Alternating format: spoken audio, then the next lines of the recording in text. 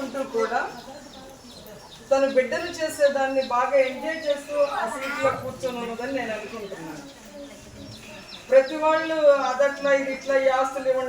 ఇవ్వండి మాకు అది పెట్టలేదు ఇది పెట్టలేదు అని తల్లిదండ్రుల నుంచి వారసత్వంగా ఆస్తిని మాత్రమే స్వీకరించే ప్రస్తుత పరిస్థితుల్లో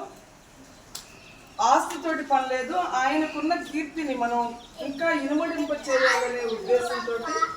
వారికి వెనక ఆర్థిక పరిపుష్టి లేకపోయినప్పటికీ ఉన్న దాంతో వాళ్ళ అమ్మగారికి వచ్చిన జీతంతో తన సహకారంతో చాలా కార్యక్రమాలు నిర్వహిస్తూ ఉన్నారు నందా సంకల్ప సేవా సమితి. అయితే అలాంటి సదుద్దేశం ఉన్న వాళ్ళతోటి మేము కూడా కొంచెం సార్ చెప్పినట్టు సహకరిస్తున్నాము అని అందరం కూడా సహకరించాలనే ఉద్దేశంతో మా బ్యూటిఫుల్ బటర్ఫ్లైస్ కూడా వారికి ఆ సేవా సమితిలో కార్యక్రమాలు నిర్వహించడానికి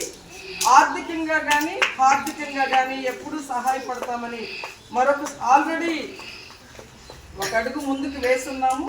భవిష్యత్తులో కూడా అలాంటి సహకారాన్ని అందిస్తూ వారికి మీరు చూపిస్తున్న ఘనమైన నివాళిలో మేము కూడా పాలు పంచుకుంటామని తెలియపరుస్తూ ఈరోజు పాపాయిపాలెంలో ఫస్ట్ నేను 2017లో వచ్చినప్పుడు నందా నందా నందా నందా మాస్టర్ ఎవరి నంద ఆ సినిమాలో ఏదో చూసాము, నువ్వు నంద అయితే నేనేంటో ఇంకోటి అబద్రీనాథ్ అని అంటారు, అసలు ఎవరి నంద అని. ఆ తర్వాత అంటే నేను వచ్చినప్పుడు నాకు ఇంకా పరిచయం కాలేదు, పరిచయం అయ్యుంటే ఎలా ఉండేదో ఆయన ఆలోచనలు ఆశయాలు కొంత నేను కూడా స్టడీ చేయగలిగేదాన్నేమో.